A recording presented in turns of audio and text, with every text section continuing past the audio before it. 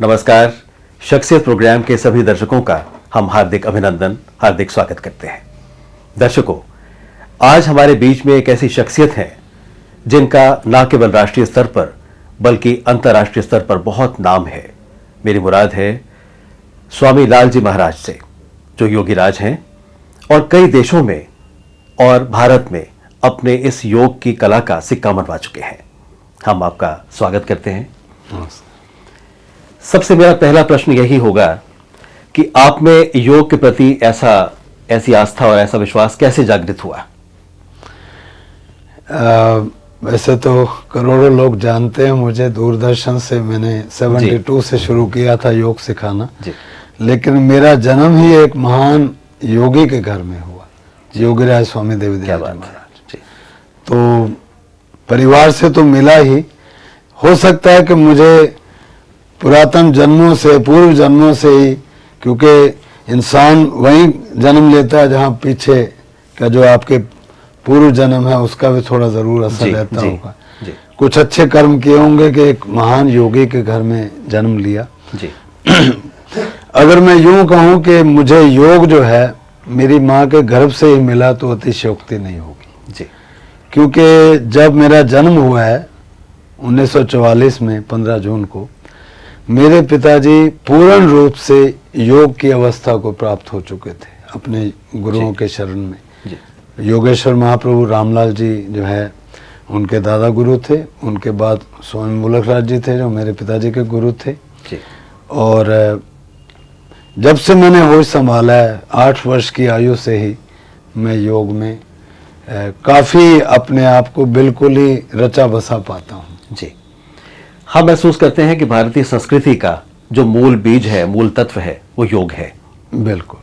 तो आपका इसके बारे में क्या कहना है?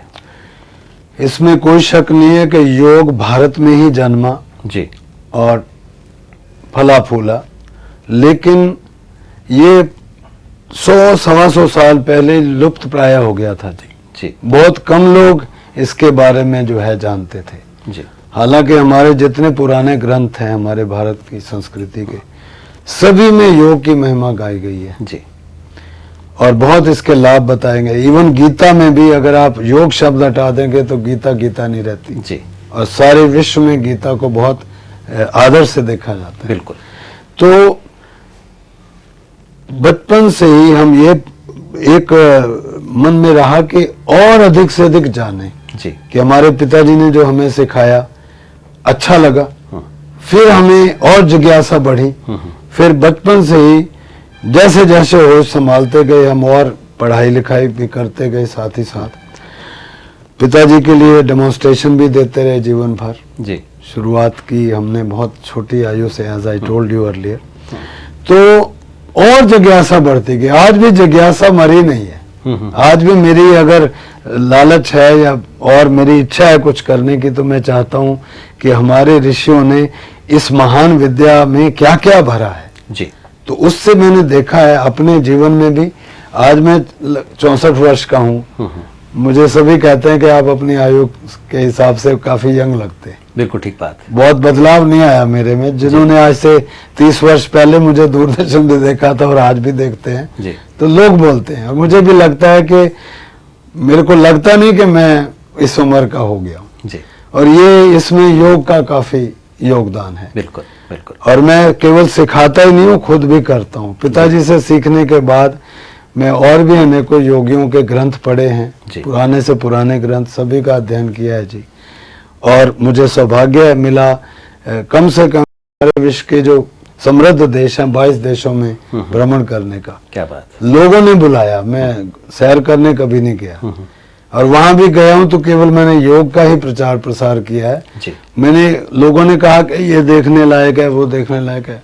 मेरा और किसी चीज में इंटरेस्ट नहीं सिवाय योग के। जी, और मैं मानता हूँ पिछले 50-55 वर्षों में जो मैंने देखा है, आज के जीवन की जो आपाधापी है, तनाव भरी जिंदगी है, भले ही पैसा आ गया, सुख सुविधाएं आ गई, और इतने रोज नित नए जो है इन्वेंशंस हो रहे हैं मेडिकल फील्ड में और जगह पे भी, और ऐसे लगता था कि कोई बीमारी रहेगी नहीं, लेकिन ऐसा हुआ नहीं, बल्कि और लोग बीमार हो रहे हैं। खासतौर पे जो लाइफस्टाइल रिलेटेड प्रॉब्लम्स हैं, ब्लड प्रेशर हाई हो रहा है, हर घर में आपको बीमार मिल जाएगा। बिल्कुल। डायबिटीज वाले बहुत घर घर में जी।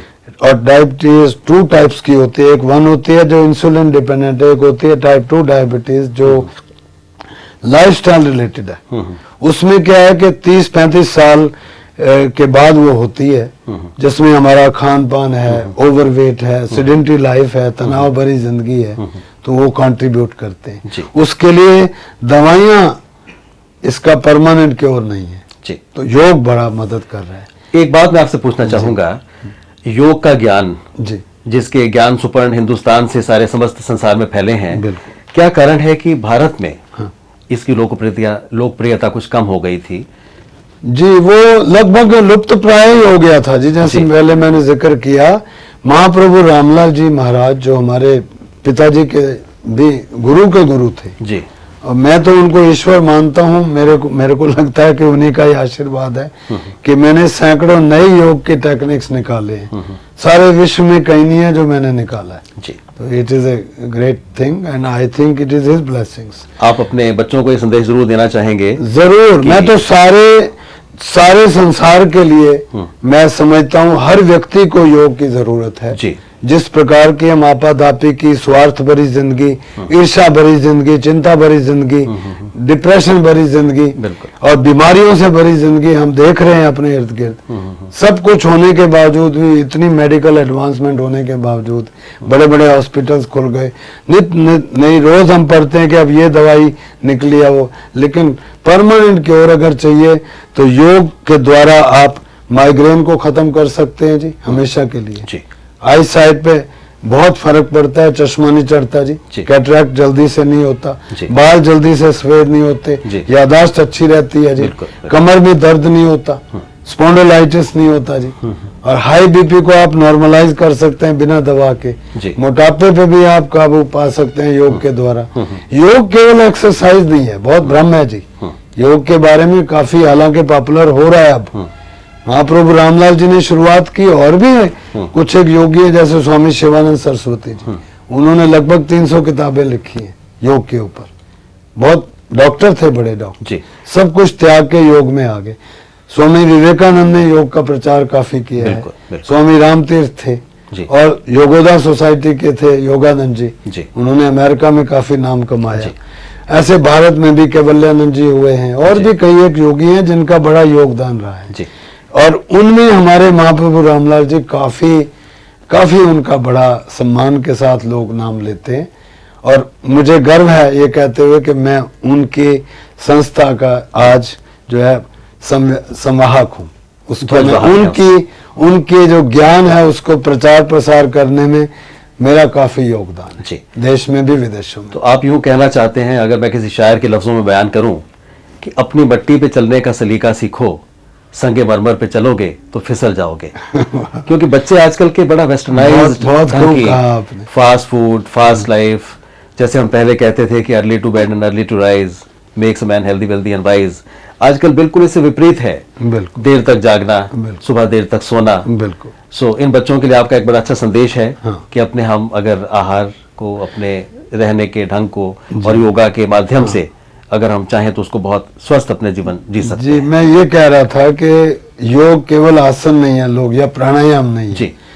बहुत सारे लोगों को इतना ही पता है कि आसन करो या प्राणायाम करो तो योग है जी। कुछ एक लोग मानते हैं कि ध्यान में बैठने से, मेडिटेशन करने को योग कहते हैं जी।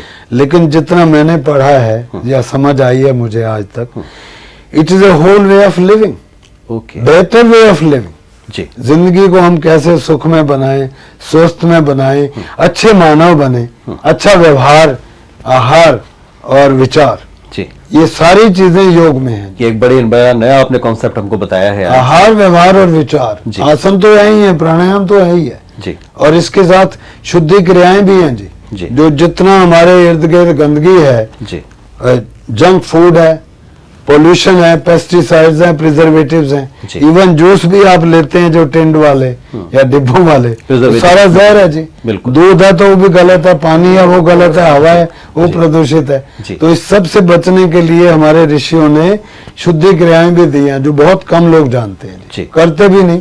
ऑक्सीडेंट जानते भी नहीं, सकते हैं। पानी पी के निकालिए, पेट ठीक रहेगा जी। नासिका को साफ कर लीजिए, चश्मा नहीं चढ़ेगा जी। नजला जुकाम नहीं होगा, दमा नहीं होगा, हार्ट अटैक्स नहीं होंगे। जी। हार्ट अटैक इसलिए भी हो रहे हैं कि हमारा वातावरण बहुत प्रदूषित है जी। और सांस भी हम बहुत छोटा लेते हैं जी। आप देखिए, कभी आपने गौर भी नहीं किया होगा सांस आप कितना ले रहे हैं, कब आ रहा है कब जा रहा है, जबकि हमारी जिंदगी सारी सांसों के ऊपर निर्भर है जी। सांस ही जीवन है और सांस का जो ढंग से लेना, विधि विधान से लेना, आपके जीवन को बेहतर बनाने के लिए किस ढंग से सांस को हम ले सकते हैं, उसी का नाम योग है एक्चुअली। बिल्कुल। सांस ही आत्मा है। बिल्कुल। सांस चला जाता है तो आप मर जाते हैं। मीडिया ने शायद बहुत बड़ा किरदार निभाया है बिल्कुल योग को दोबारा से जीवित करने में, आप इस बारे में क्या कहना चाहेंगे? मेरा मानना यह है, मीडिया एक माध्यम जरूर बना है जी। लेकिन आज के परिवेश में, आज के मानव को इसकी आवश्यकता भी पड़ी है। बिल्कुल। कहते हैं ना, जो आवश्यकता है वही आविष्कार की जननी है। बिल्कुल बिल्कुल, है ना जी। Necessity is the mother of invention. बिल्कुल। तो लोगों की जरूरत भी आन पड़ी है। बड़े बड़े डॉक्टर कह रहे हैं कि भाई ये हम कैसे आपको नींद ला के दें, नींद उड़ गई लोगों की, जी। कमर में दर्द है, दुनिया भर की पेन किलर्स लेते हैं और तकलीफ बढ़ती जाती है, पेट खराब हो जाता है, लीवर खराब हो जाता है, दर्द वहीं की वहीं रहती है जी। है जी। तो योग में ये सारे लाभ हैं और सारे विश्व में लोग क्यों अडॉप्ट कर रहे हैं इसको, उसका बहुत बड़ा कारण है कि हमारी लाइफस्टाइल में गड़बड़ है और लाइफस्टाइल, जो बेटर लाइफस्टाइल है वो हमारा योग ही दे सकता है जी। इसलिए ये पॉपुलर हो रहा है जी। और मुझे खुशी है कि हम ऐसे युग में जी रहे हैं जहां मॉडर्न साइंस भी पराकाष्ठा पर है और हमारी जो संस्कृति है वो भी जो है लोग जान रहे हैं आज की डेट में कि उसकी क्या वैल्यू है। स्वामी जी, मैं आपसे पूछना चाहूंगा, योग करने से कितने समय पहले हमारा पेट खाली होना चाहिए और करने के कितने समय के बाद हमको आहार ग्रहण करना चाहिए? जी, योग तो योग, कोई भी अगर आप व्यायाम करते हैं, चाहे दौड़ लगाते हैं, स्पोर्ट्स में जाते हैं, वेट लिफ्टिंग करते हैं, योगाभ्यास करते हैं, प्राणायाम करते हैं या शुद्धि क्रियाएं करते हैं, मेरे ख्याल से सारे वैज्ञानिक भी, सारे जो अपने अपने फील्ड के माहिर लोग हैं, उनका भी ये मानना है और हमारे फिजियोलॉजी और एनाटॉमी का भी यही है दस्तूर कि पेट खाली होना चाहिए। कितना समय पहले खाली होना चाहिए? आप खाली पेट है तो आप कभी भी योग कर सकते हैं, एक बात। और स्नान करना हो तो या तो पहले कर लीजिए या योग करने के आधे घंटे बाद करें। आधे घंटे के बाद। और खाना भी या तो आप खाली पेट करें या फिर अगर खाना खा लिया है तो फिर आप कम से कम भी उसको 3.5 घंटे 4 घंटे जरूर उसमें ब्रेक दीजिए, अन्यथा उससे नुकसान ही होगा, लाभ नहीं होगा। उसके अलावा मैं एक और बात कहना चाहता हूँ, रात्रि को कभी व्यायाम नहीं करना चाहिए, ना योग करना चाहिए, नहीं तो नींद उड़ जाती है इंसान की। जी। अक्सर मैंने देखा है कि टीवी पे कुछ हमारे योगाचार्य आते हैं और वो अपने आसन बताते हैं और हम इस चीज़ की परवाह किए बगैर कि हमने कुछ खाया हुआ है या हम सही स्थिति में हैं, सही अवस्था में हैं, हम उनके साथ साथ उसको दोहराना शुरू कर देते हैं। तो इसको आप ठीक मानते हैं?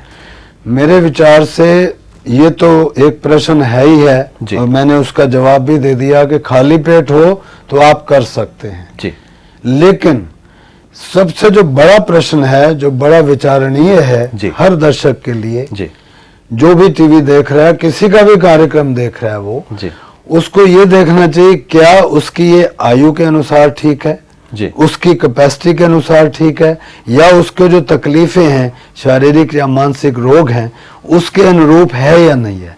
अगर अंधाधुंध करेंगे तो मेरा ये मानना है, और मैं देख ही रहा हूँ रोज, पहले दवाइयों से लोग साइड इफेक्ट होता था, अब योग से भी साइड इफेक्ट होने लगा। कोई सिर पकड़ के आ रहा है, किसी का लिवर डैमेज हो रहा है, किसी को कमर दर्द होने लग गया, किसी का पेट फूल गया, यानी there is a hell of a lot of a problem with the most of the people, those who are just watching indiscriminately and following it. जी, मैं समझता हूँ कि इसका प्रसारण केवल प्रातः में ही होना चाहिए, ऐसे समय पर जबकि आश्वस्त हो योगाचार्य भी कि इस समय उनका पेट खाली होगा और ये सही स्थान है और सही अवसर है। ये बात कुछ हद तक मैं एग्री करता हूँ, लेकिन कुछ हद तक नहीं भी करूंगा।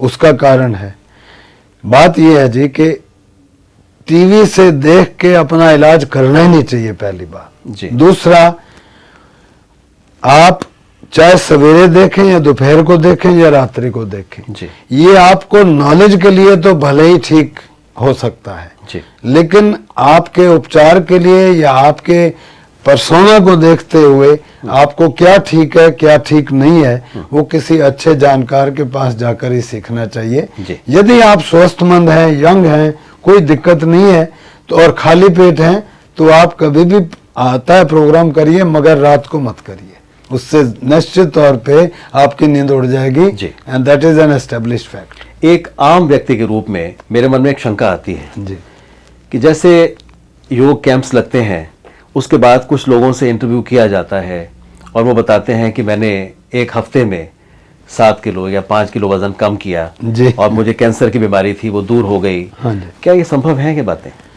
मेरा मानना ये है कि ये भ्रामक बात है जी, ये भ्रामक बात है। बिल्कुल। और यही नहीं है जी, और भी आपको मैं थोड़ा सा उदाहरण देता हूँ जी। और मेरे ख्याल में दर्शक लोग पढ़े लिखे हैं, समझ जाएंगे, मेरा इशारा ही बहुत है जी। एक छोटा सा। हम छोटे थे तब से देखते आ रहे हैं, जब होश संभाला, कि ये क्रीम लगाइए गोरे हो जाएंगे जी। एक आदमी गोरा नहीं हो सकता सारे जी। विश्व में जी। लेकिन वो क्रीम वाले करोड़ों-पति हो गए। बिल्कुल। ऐसे ही आप समझ लेना, ये योग को या और जो सामान बिक रहा है सेहत के नाम पे, जी। वो एक कॉन्कॉक्टेड और स्क्रिप्टेड थिंग है। जी। किसी व्यक्ति का भी रोज 1 किलो वजन कम कभी ना हुआ है ना कभी होगा सारे नहीं विश्व में, सकता। ठीक और बल्कि उससे नुकसान हो रहा है जी। जिस ढंग से ये कर रहे हैं 1000 बार 2000 बार। जी। मेरे विचार से जो मैं देख रहा हूं, और मुझे तो मेरे ख्याल में जो मेरी उम्र है, I am one of the senior most yoga Guru in the country. जी। और जो लोग मुझे बचपन से देखते आ रहे हैं वो भी यही बात कहेंगे, जो योग से जुड़े हैं वो तो जरूर कहेंगे कि भाई ये ऐसे परिवार से हैं और ये ऐसे शख्सियत से हैं, इनका बैकग्राउंड ऐसा है कि बचपन से ही लगे हैं इसमें। तो मतलब ये है कि तो जैसे और एक ग्रंथ भी मैंने छोड़ा नहीं जी। पूरे ग्रंथ, और अभ्यास खुद भी किया है जी। और रोज मरीजों से ही पाला पड़ता है हमारा। जी। जी। बल्कि आप कभी भी देखें पेट में या तो अन्न होगा, पूरी तरीके से पचा नहीं होगा, या वेस्ट मैटर होगा। जी। अगर आप हैमर करेंगे तो वो इतना डैमेज कर सकता है आपको कि कोई हिसाब नहीं। जी। और कभी वेट के चक्कर में, बल्कि और मैंने देखा लोगों का बीपी हाई होते हुए, कमर दर्द होते हुए, सिर फटते हुए, ओहो। और बहुत सारे रोग, इतने रोग हैं कि आप मेरा कार्यक्रम देखिए आपको पता लग जाएगा। और मैं जेन्युइनली मैं कहता हूं जी, आप एज इट इज बोलिए, कुछ बनावट नहीं चाहिए। जी। और जो हो रहा है भाई, योग के इतने लाभ हैं जी, हमें बनावट बनाने की जरूरत ही नहीं है। बिल्कुल। लेकिन असंभव चीजें नहीं हो सकती। सिर पे बाल आ जाना, एकदम उखड़े हुए दांत आ जाना, ये बहुत सारी बातें हैं। रोज 1 किलो 2 किलो वजन कम आ जाना, चमत्कार का कुछ नहीं है योगा। मेरे ख्याल से जो असंभव है, वैज्ञानिक तौर पर भी जो प्रूव नहीं किया जा सकता, जी। इन चीजों से हमें बचना चाहिए। जी। और दर्शकों को भी थोड़ा देख के अपनी कॉमन सेंस को यूज करना चाहिए। क्या ये संभव है? नहीं है तो अपने कहना यही है कि जिस तरह से फास्ट फूड अच्छा नहीं है स्वास्थ्य के लिए, जी। उस तरह से ये फास्ट योगा योग भी तो वो भी नहीं हो सकता। बिल्कुल। और कोई गुरु जरूर चाहिए, कोई शॉर्टकट नहीं है इसका। और जिस तरह कहते हैं ना कि कुम्हार की चाक पर पड़ी मट्टी केवल मट्टी होती है, जब उसे एक कुशल चितेरे के हाथ लगते हैं तो सुंदर आकार ले लेती है। तो यही हम कहना चाहेंगे कि बिन गुरु ज्ञान कहाँ से पाऊं, और यूं तो हूं मैं किसी चाक की गर्दिश में असीर, तू अगर हाथ लगा दे तो संवर जाऊंगा। तो यानी हमें एक अच्छे गुरु की तलाश जरूर करनी चाहिए। एक छोटी सी बात बड़ी महत्वपूर्ण है, मेरे ध्यान में उतरी है, तो मैं चाहता हूं कि I should share with the viewers of your programme. मैं क्लोज्ड नहीं हूं। डॉक्टर आमतौर पे योग वाले डॉक्टर को बड़ा क्रिटिसाइज करते हैं जी। बिल्कुल गलत बात है। डॉक्टरों का जो इतना महान योगदान है, मैं तो यूं कहा करता हूं कि अगर किसी योग वाले को या नेचुरोपैथी वाले को या आयुर्वेद वाले को या और जो थेरेपिस्ट हैं, भगवान ना करे कभी हाई बीपी हो जाए या कुछ पैरालिसिस होने लगे या कोई ऐसी बात हो जाए, सर्जरी की जरूरत हो, सीधा मेडिकल हॉस्पिटल में भागते हैं।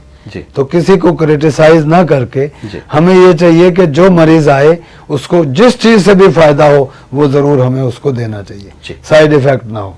दूसरी बात, क्विक वेट लॉस के बारे में मैं जरूर कॉशन देना चाहता हूं, जो करोड़ों लोगों को नहीं पता, इवन बड़े बड़े डॉक्टरों को भी नहीं पता।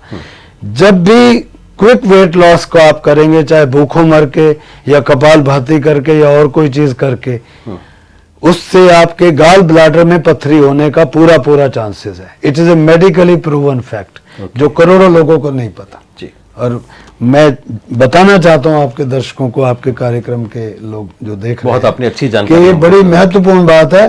क्विक वेट लॉस अगर हो भी सकता हो तो भी नहीं करना चाहिए, उससे आपके गाल ब्लैडर में पथरी होने के पूरे चांसेस रहते हैं। अब थोड़ी बात आपके परिवार के बारे में हम करना चाहेंगे। अपने परिवार के बारे में हमें कुछ जानकारी दीजिए। मैंने बताया, मैं योगी के घर में जन्मा। दुर्भाग्य से आज वो मेरे बीच में नहीं है, मुझे इसका बड़ा मलाल है। हमेशा बने रहते, उनका वरद हंस रहता तो और खुशी होती। लेकिन जो जब आदमी जन्मा है उसे जाना तो है, हम भी जाएंगे, सभी गए हैं। मेरी पत्नी है श्रीमती प्रभा जी। शादी के बाद 72 में मैरिज हुई थी।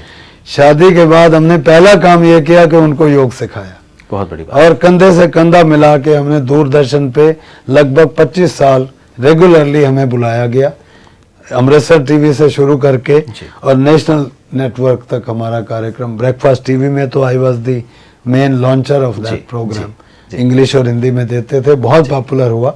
Yoga for everyone was the programme name.